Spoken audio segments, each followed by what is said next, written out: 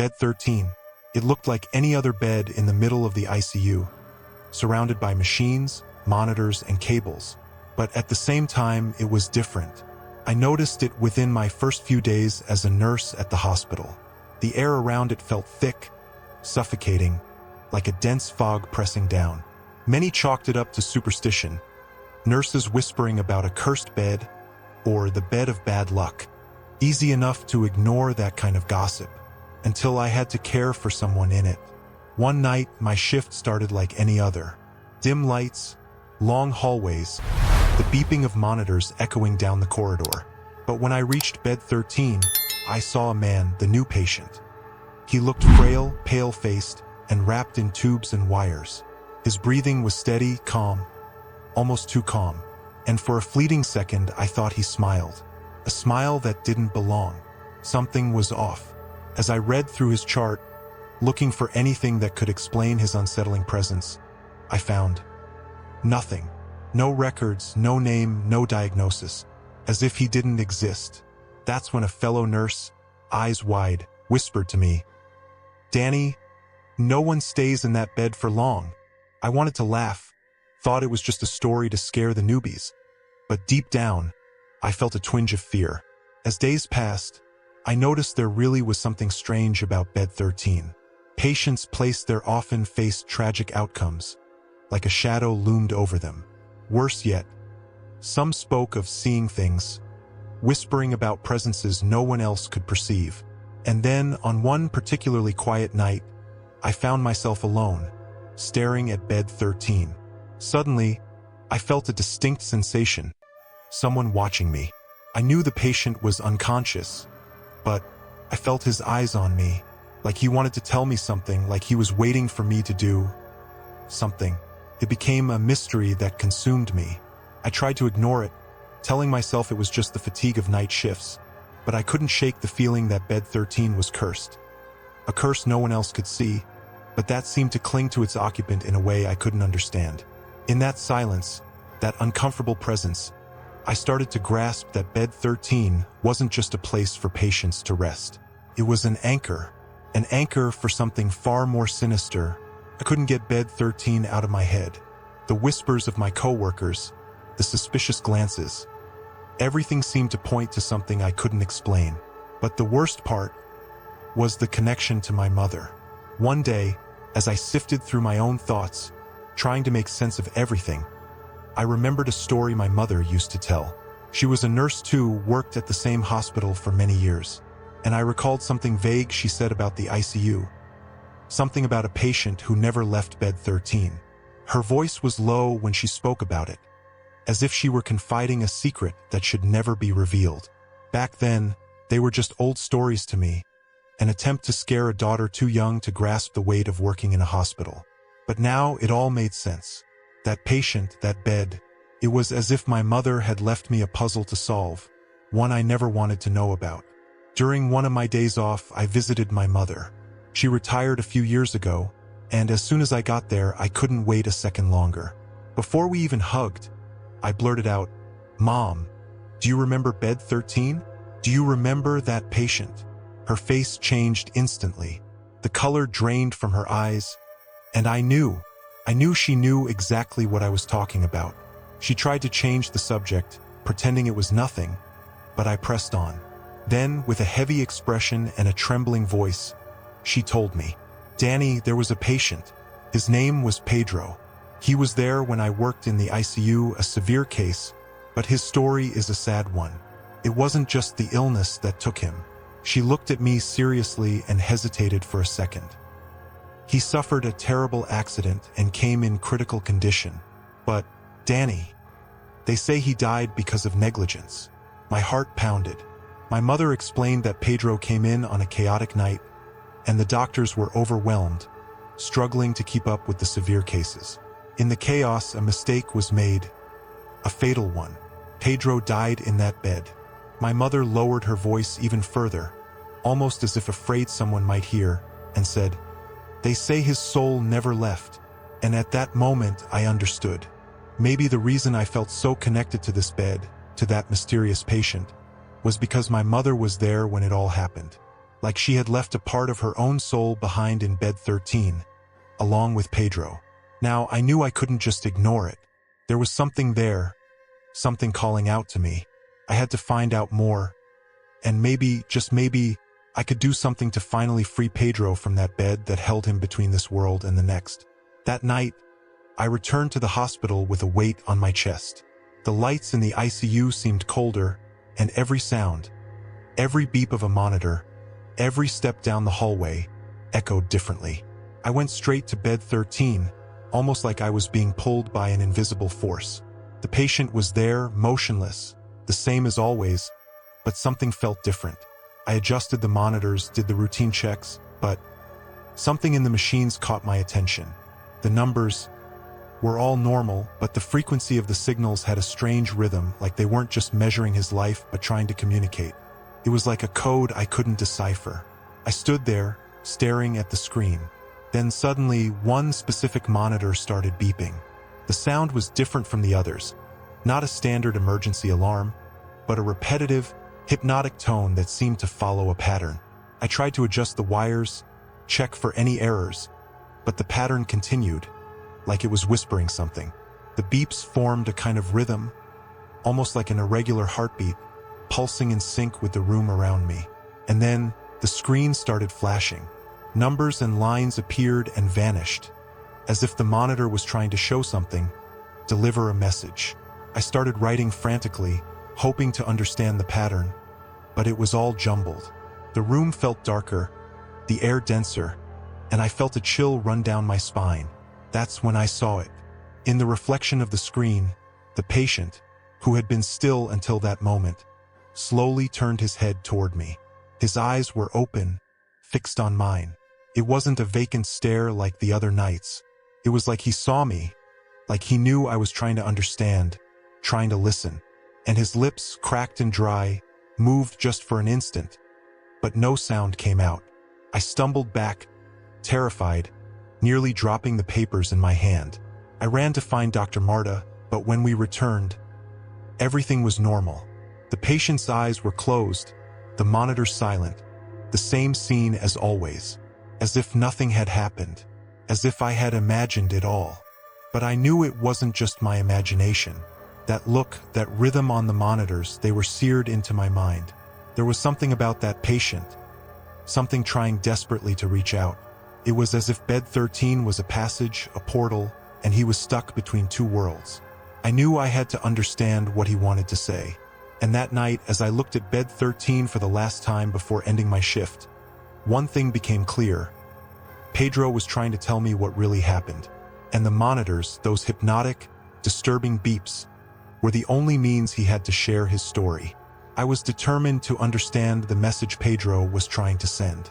Every night, when the hospital grew quieter and the hallways filled with endless shadows, I would return to bed 13. I became more and more convinced that the bed was more than just metal and mattress. It was a point of connection. Something was tied to it, and anyone who lay in it felt the weight of an untold story. I began to notice every detail. The sounds of the machines, the flickering lights, the involuntary movements of the patient. Then, one night, as I approached bed 13, I felt a force, as if the very air around me was drawing me closer. Slowly, I moved nearer, and the beeps from the monitors grew louder, almost deafening. When I looked at the patient, his eyes were open, like before, but they were different now. They seemed tired, empty, as if he were experiencing something deep within his mind. And then it happened. As I stood beside the bed, a wave of cold rushed through my body, and something changed. I felt an immense weight over me, a suffocating pressure that nearly brought me to my knees. My vision blurred, and for a moment, the ICU disappeared. Everything around me transformed, and I saw what he was living through. It was as if I were inside a memory full of pain and despair. I saw Pedro, right after the accident, lying in the bed as doctors scrambled around him. But something was wrong. They were confused, their voices muffled, and it was clear that no one was really paying attention. These were critical moments, seconds between life and death, and through Pedro's eyes, I felt the sense of abandonment. the terror of dying alone, knowing his life depended on people who were distracted, overwhelmed, powerless. And then, I felt as if I were trapped in that bed myself, unable to scream, unable to call for help. The pressure was crushing, like each heartbeat was being pulled into that moment. That's when I understood. Bed 13 wasn't just possessed. It made anyone who lay in it relive Pedro's final moments. The anguish, the pain, the breathlessness, the deadly silence as he realized no one was coming to save him. It was as if the bed were cursed to relive that scene over and over, stuck in a cycle of death and despair. The shock brought me back to reality. I found myself standing beside bed 13, gripping the rail tightly, struggling to catch my breath. The patient lay there, motionless as always, but I knew something had changed. Bed 13 was more than a bed, it was a prison. And as long as Pedro was trapped there, anyone who occupied that space was destined to relive his last night, over and over again. I knew I had to free him, and to do that, I would have to find a way to break the connection between him and the bed, between the past and the present. Because if I did nothing, bed 13 would continue to consume everyone who lay there, one by one, until Pedro's story was finally heard.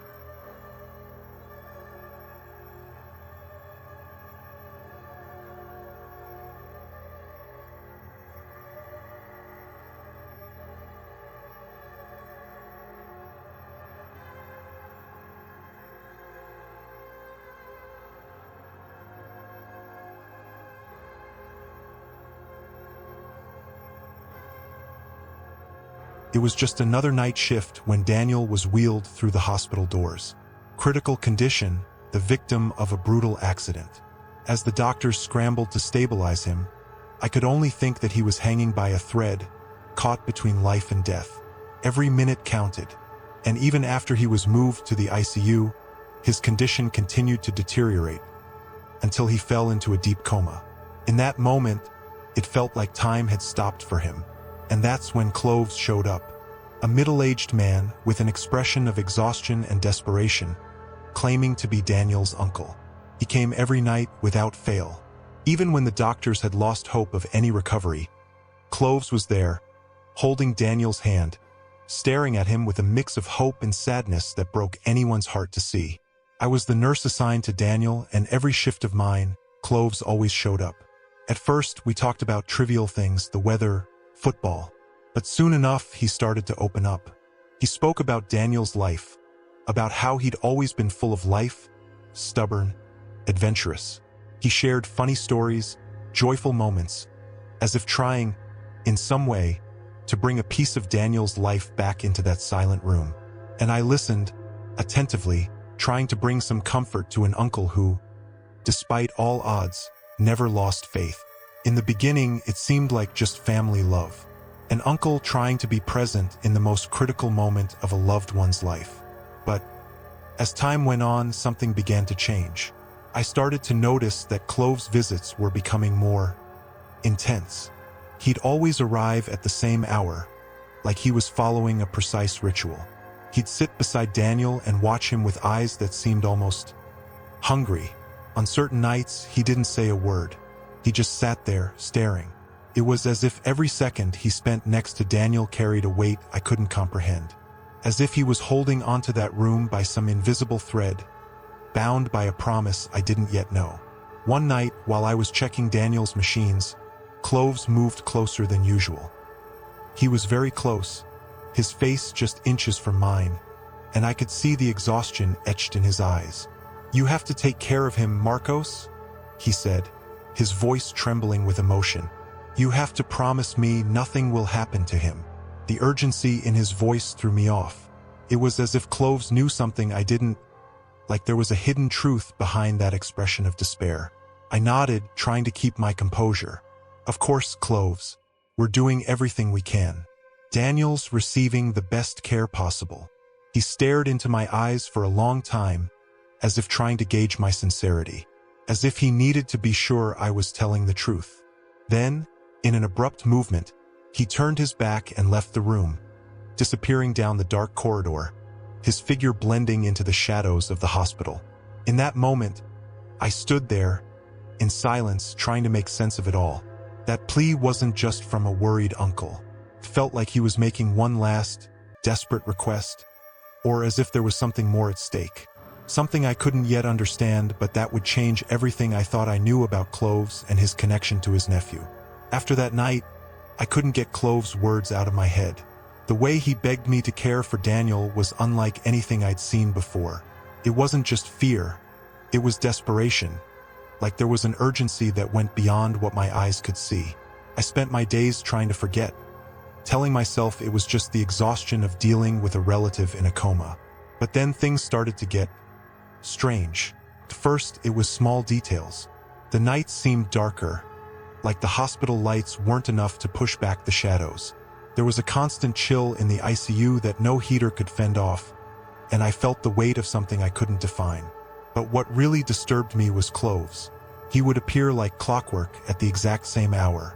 But as the weeks went by, I started to realize his visits weren't just about love and concern. There was something more, something darker. The way he watched Daniel was too intense. His eyes followed every movement, every shallow breath his nephew took. He would lean over the bed, whispering words I couldn't hear, and stay there motionless for long minutes. And then I noticed the strangest thing. The longer Cloves spent with Daniel, the more restless the atmosphere became.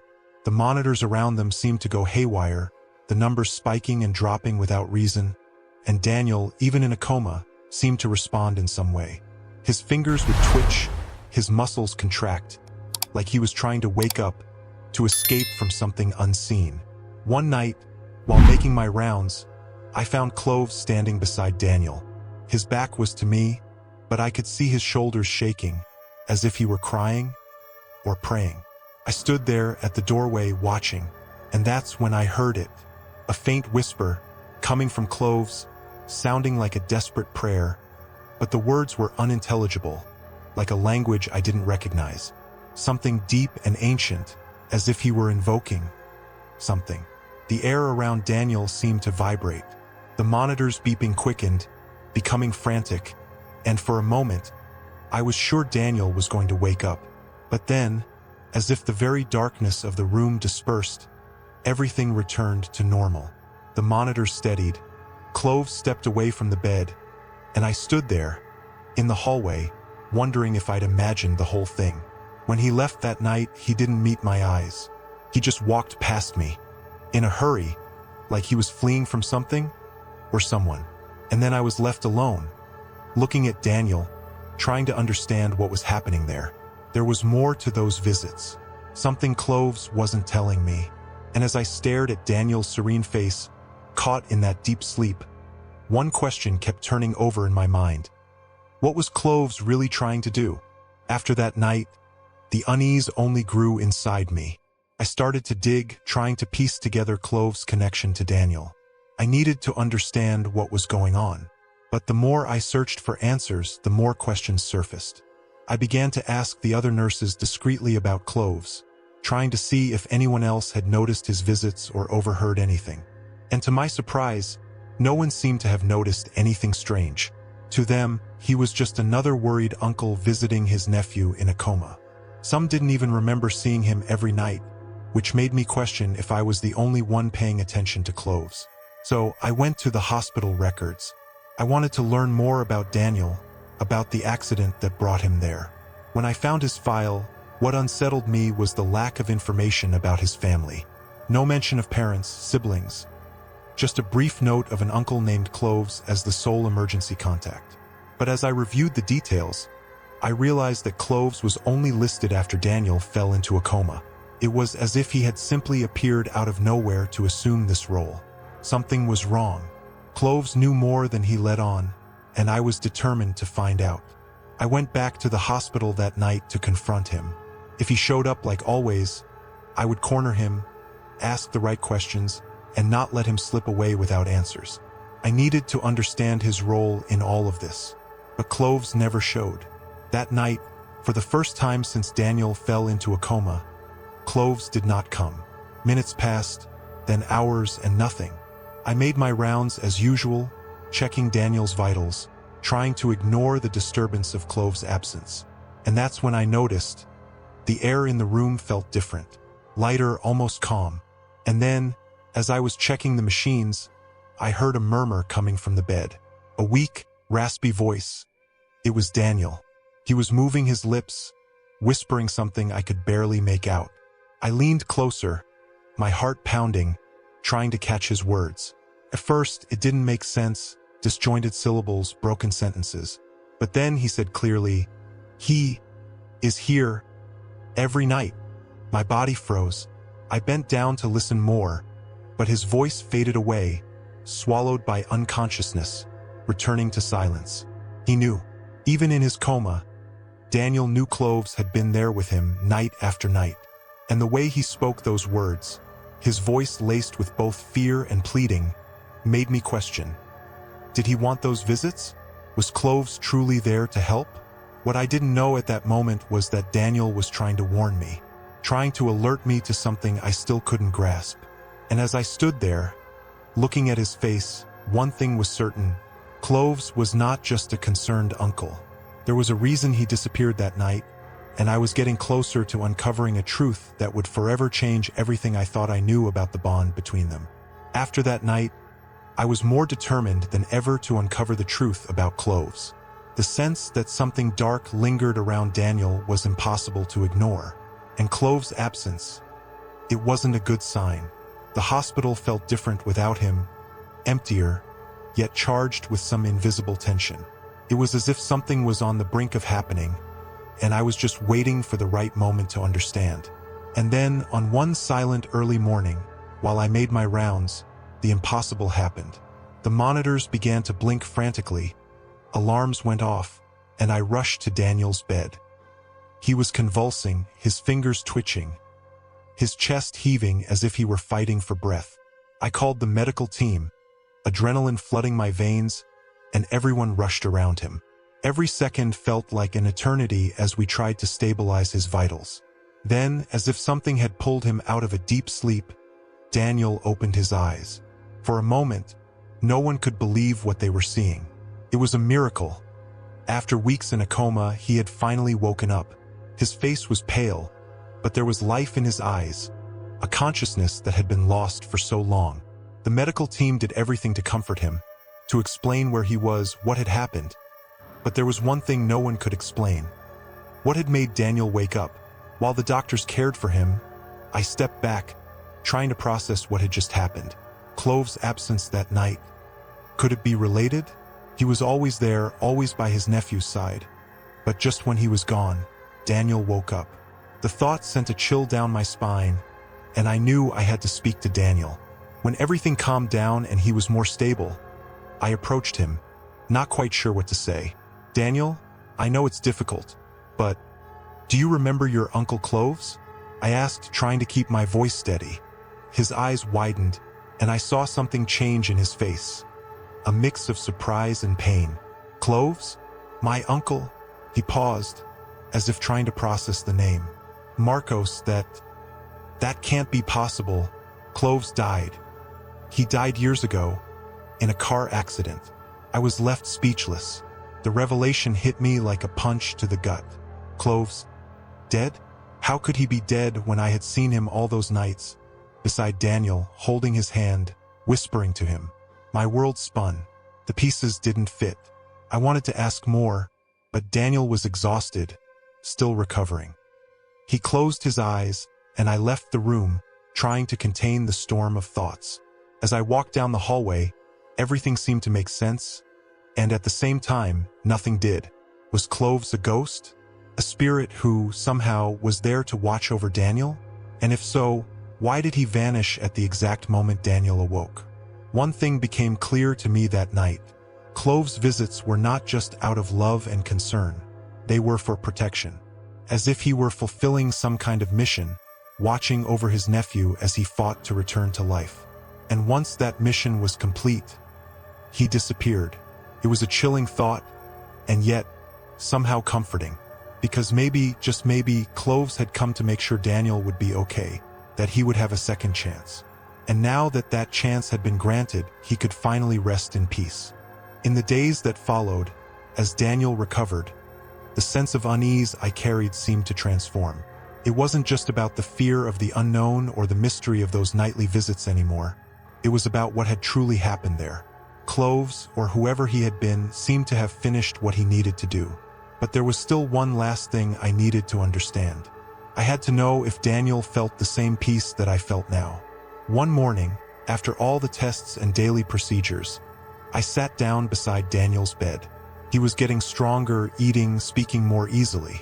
He gazed out the window, contemplative, as if trying to reconnect with a world he hadn't seen for so long. I wasn't sure how to bring it up, but I felt like I had to ask. "Daniel," I said carefully, "when you were in the coma, do you remember anything? Anything about your Uncle Cloves?" He turned to me, his eyes drifting into distant thoughts. And then, to my surprise, he smiled. A weak smile, but one filled with a kind of understanding I didn't expect. "I do remember, yeah. I mean, it's not all clear, but I knew he was there with me. Somewhere, like a shadow. I couldn't see him, but I felt him. It was like he was protecting me." His words brought a wave of relief over me, a certainty that everything I had witnessed wasn't in vain. "Cloves was always like that," Daniel continued, staring up at the ceiling, as if talking more to himself than to me. "He was always the kind of person who took care of everyone, like he needed to make sure everyone was okay, even after he was gone." I let the silence settle for a few moments. It all made sense now. Cloves had been there by Daniel's side, not as a ghost to haunt or frighten, but as a protective presence.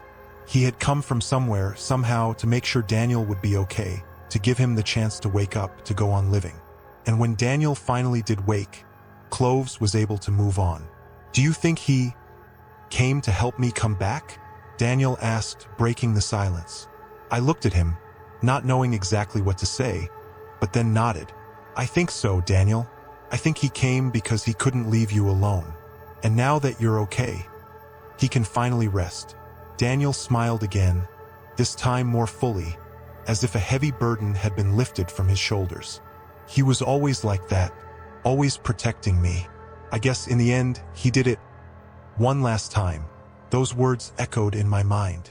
There was something beautiful, and at the same time, profoundly sad about it all. A love so strong it crossed even the boundary between life and death.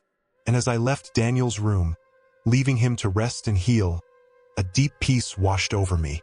Cloves' presence wasn't something to fear, but something to remember, as an act of love that endured beyond everything. Cloves' visits to the hospital left a mark on me, a story I would never forget. And though I couldn't grasp every nuance of what had happened, one thing was clear. Cloves' love for his nephew was powerful enough to bring him back. And when his mission was complete, he left, knowing Daniel was finally safe. As the days went on and the hospital returned to its usual routine, every time I passed by Daniel's room, I thought of Cloves, a silent guardian, ever watchful. And now, with Daniel recovered and safe, I knew that Cloves, too, was at peace.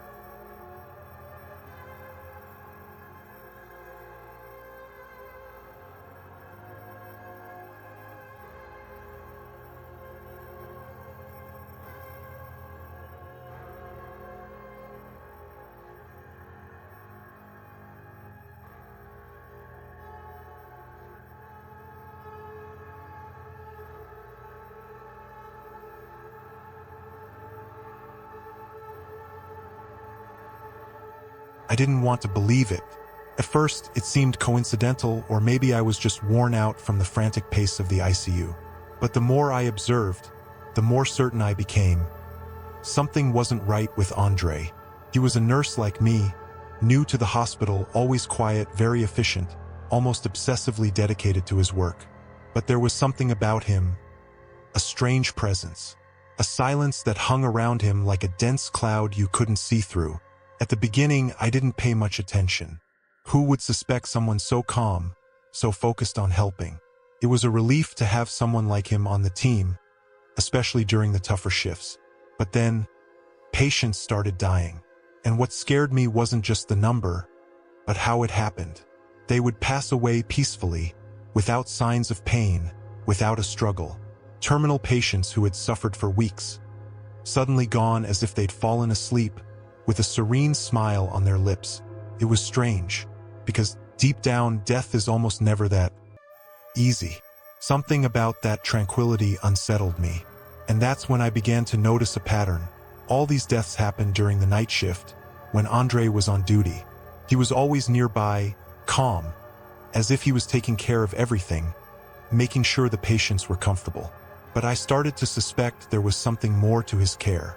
One night, while I was doing my routine checks on the monitors, I saw Andre next to one of the terminal patients, Mr. Miguel.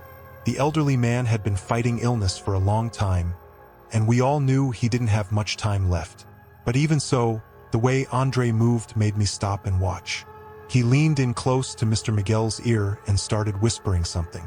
I couldn't hear, but I saw his lips moving, forming quick words, like a prayer or something else. And what happened next chilled me to my core. Mr. Miguel, who had been restless and agitated, suddenly relaxed. His face softened, his breathing slowed, and he seemed to fall asleep. A supernatural calm fell over the room. I stood there, frozen, watching as Andre kept whispering. His eyes closed as if in a trance. Then he stopped. He straightened up, gave one last look at the patient, and left the room. That's when I found the courage to step inside. When I approached the bed, I realized that Mr. Miguel wasn't sleeping. He had passed. His face so serene, almost smiling, like all the others who had gone before him. That scene, something didn't add up. It wasn't a coincidence that Andre was always there at those moments. It wasn't normal, the way he whispered in their ears, like he was saying something only they could hear, something that led them to this peaceful, strangely swift death. I knew I had to figure out what he was doing, but for now, I could only stand there, staring at Mr. Miguel's body, as a sense of fear and suspicion washed over me. Because in that instant, I knew Andre wasn't just an efficient nurse. He was something else, something I still couldn't understand, but who somehow had control over life and death. And I needed to find out what it was, before more patients were taken by his whispered words and that eerie look of serenity. After that night, my mind wouldn't stop. I saw Mr. Miguel's serene face every time I closed my eyes, like he was trying to tell me something I couldn't hear. And then, I started noticing something even more disturbing. It wasn't just the deaths, it was the words. Before passing, all the patients who died in Andre's care, they would murmur something incomprehensible, almost inaudible, but they were whispering. I tried to push it out of my head, but those sounds stuck with me, pounding away like the echo of a dark secret I couldn't understand. And the worst part was, it wasn't just me. My colleagues noticed too. Jacques, a nurse who worked the same shift, talked to me about it, trying to make sense of what was happening. She told me that before one of her patients died, they started repeating a word, softly but insistently, like a mantra. And then, before Jacques could ask what it meant, they simply went. From that moment on, I started listening. Every time a patient was in their final moments, I stayed close, trying to catch any sound, any word. And the pattern was there. Always on Andre's shift. Always those whispered, indecipherable words, full of meaning. And then they'd go with that peaceful smile, like they'd been lulled to sleep by something only they could hear. Each night became stranger than the last. I grew obsessed with it, taking note of every word I could hear, trying to find a pattern, a logic. I started writing down every phrase in a notebook, but nothing made sense. They were like fragments of something larger, something I couldn't grasp. And always the same. They whispered, relaxed, and then died, as if someone was leading them into a deep, final sleep. One night, while making my rounds, I saw Andre again, this time beside Dona Lourdes, an elderly lady who had been bedridden for weeks. I stood by the door, watching from a distance, and there he was, leaning in close to her, murmuring words I couldn't hear, but with the same hypnotic rhythm as always. It was almost like a song, a chant only he knew. And just like every other time, Dona Lourdes started to relax, her body went still, and she took her last breath. I approached as soon as Andre left, I bent down to listen, trying to catch any sound, but it was too late. She was gone, with that same peaceful smile on her lips. And then, I heard it, almost inaudible, like a whisper carried on the wind, coming from all corners of the room at once. He came to take me. I stepped back, my hands shaking, fear climbing up my spine. Andre was doing something beyond care. He was taking these patients somewhere, and I needed to know where. And I knew that, somehow, those whispers, those hushed words, were the key to understanding what was really happening in those final moments of life. But the more I listened, the more I felt like I was drawing closer to something dangerous, something maybe I shouldn't hear. After that night, I was determined to uncover the truth. No matter how terrifying it would be, I had to understand what Andre was doing. But I knew I couldn't do it alone. If something truly sinister was going on, I needed more than just suspicions. I needed proof. So I talked to Jacques. She was just as disturbed by what had been happening but agreed to help me keep an eye on Andre, to see if we could discover what lay behind those whispered words of his. We began to observe him discreetly, alternating our shifts, following his every move. We noted down when he was with patients, how long he stayed with them, and if there were any changes in the monitors after he left. But it wasn't easy.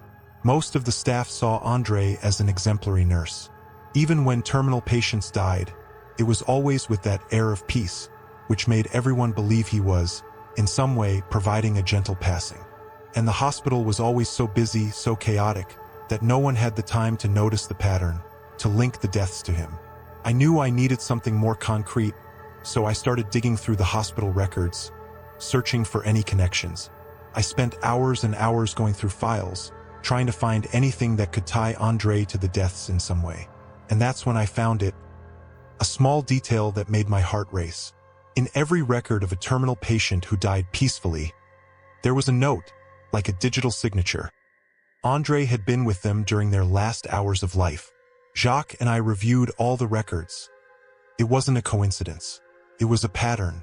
And the worst part, in some cases, Andre wasn't just accompanying the patients. He was changing their medications, adjusting dosages in the system, always within allowed limits, but in a way that left a lingering doubt. It was so subtle that no one paid attention, but when you looked closely, it seemed premeditated. When I told Jacques what I'd found, she went pale. "We have to tell someone," she said, her voice low, almost as if she were afraid. "The administration, the police, someone." But I hesitated. I knew a claim like this wouldn't be taken seriously without stronger evidence. And worse, what if Andre found out we were investigating? What would he do? So we decided to wait. We continued watching, but with even more caution. We needed to catch Andre in the act, to understand what he was saying to the patients, what he was doing to bring about their peaceful, suspiciously swift deaths. And it was on those nights that I saw something I'll never forget. I was on duty, hiding in the ICU hallway, as Andre entered one of the patient rooms. He looked normal, calm, efficient, performing all the routine procedures. But when he leaned over the bed, lowered his head, and started murmuring those words, the patient's expression changed. It wasn't just tranquility.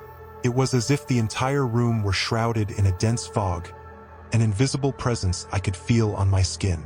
Andre finished his whispering, and for a moment, he glanced back, as if sensing he was being watched. I hid behind the wall, my heart pounding so loudly it seemed to echo through the corridors.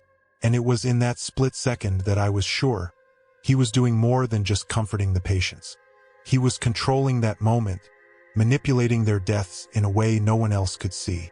I knew I had to confront him, but what I didn't know yet was how dangerous that would be, and how far Andre was willing to go to keep his secret safe. I was determined to confront Andre, but I knew I had to be careful. I didn't know what he was capable of or how far he'd go to protect that dark secret. I chose the right moment, when we were alone, far from the eyes and ears of the hospital. I spent the following nights watching, waiting for an opportunity. And it came. On an especially quiet night, when most of the ICU patients were sleeping and the hospital seemed to slumber, Andre entered the critical care ward. He was heading toward Mr. Raimundo's room, an elderly man who had been in his last weeks of life. It was now or never. I followed Andre, careful not to make a sound, and stood at the entrance to the room. There he was, standing beside Mr. Raimundo's bed, with that calm, focused look. I knew he was about to start his deadly whispering, and a wave of anger and fear washed over me. Couldn't let him do it again. I took a deep breath and stepped fully into the room, closing the door behind me. Andre turned slowly, his face neutral but with a strange glint in his eyes, as if he had been expecting me. "I know what you're doing, Andre," I said, trying to keep my voice steady. "You're killing these patients. I don't know how, but I know it's you. You're always here, always whispering something to them before they die. What are you doing to these people? What are you saying to them?" He stared at me for a moment, the silence hanging in the air like a weight, as if he were carefully choosing his words. And then he smiled, a smile that seemed empty, devoid of warmth. "I'm not doing anything wrong, Julia," he replied, his voice low and smooth. "I'm just helping." "Helping?" I repeated, confused. "What do you mean, helping? You think making them die like this is right? That you have the right to decide when it's their time?" Andre stepped closer to me, his face only inches from mine. "You've seen how they suffer, Julia," he said, his voice almost like a hypnotic melody. "These people are trapped between pain and oblivion. I'm just taking them to the next step. It's like blowing out a candle, letting the flame die peacefully.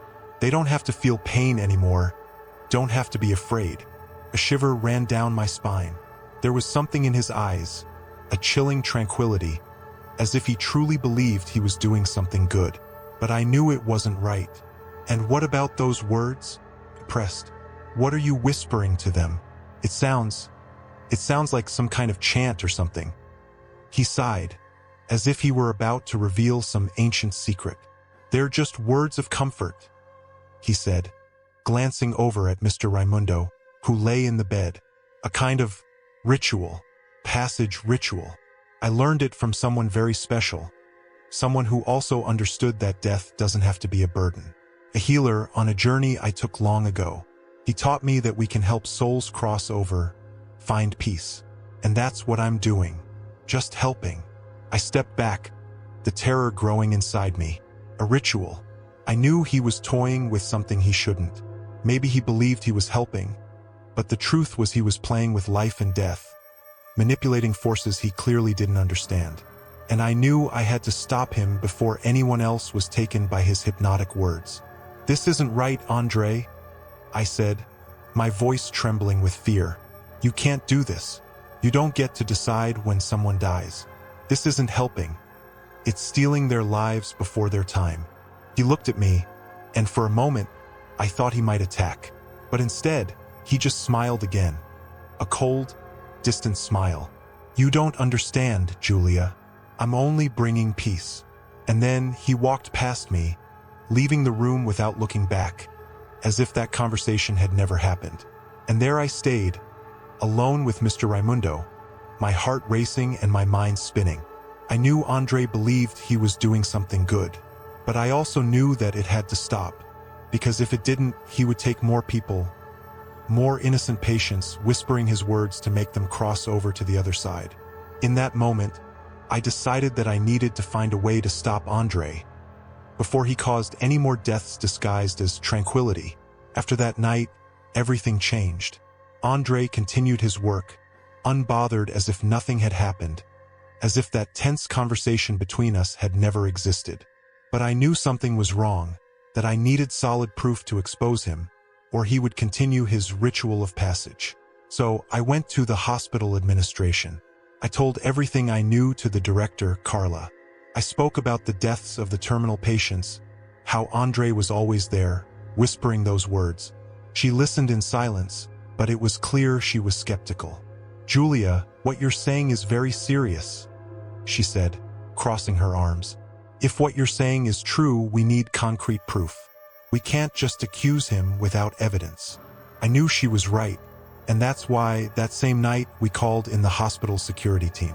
They prepared to watch Andre, to monitor his every move, while I continued to observe closely, waiting for the moment when he would let his guard down. There was something I needed to see, something I needed to understand, and soon enough it came. The following night, we were ready. I was on duty, and security was watching Andre from a distance. He was as polite as ever, with his calm expression, careful demeanor, always kind to the patients. And then, I saw him walking toward the room of Dona Emilia, a terminal patient who had been in her final days for a while. It was then that I knew this would be the night when everything would finally come to light. As Andre entered her room, I moved closer silently, trying not to draw attention. I hid in the doorway as I'd done before, watching his every move. He stood by her side, like always, murmuring those low, hypnotic words. Dona Emilia relaxed, her body becoming lighter, and I knew she was slipping away, taken by Andre's ritual. But what I didn't expect was what happened next. As Andre continued to whisper, something changed in the air. A heavy feeling, like the room was closing in around us. And I saw her face change. It wasn't an expression of peace, it was terror. She opened her eyes, wide and desperate, as if trying to fight against whatever was pulling her away. I wanted to run to help her, but I was paralyzed, watching as that false calm turned into a silent nightmare. Suddenly, the monitor by her bed went off, the beeps rapid and urgent, and that's when security stormed into the room. They pulled Andre away from her, and then, with a final breath, Dona Emilia was gone. Her face returned to being calm, serene, but I knew that, for a brief moment, she had seen something terrifying. They took Andre straight to administration. He sat there in the office with Carla while I waited outside, my heart pounding. I could hear muffled voices, the director's tone, Andre's frantic denials. But then came the confession. He spoke of the ritual, of how he believed he was helping, of the healer who had taught him the words he believed to be sacred. But what he revealed next made my blood run cold. Andre didn't know what was really happening during the ritual. He had no control over it. He truly believed he was helping the patients find peace. But some of the deaths he caused had been more traumatic than he anticipated. What he thought was a peaceful passage was, in fact, a crossing filled with horror and agony. Andre was arrested that very night for involuntary manslaughter. But I knew that wasn't the end.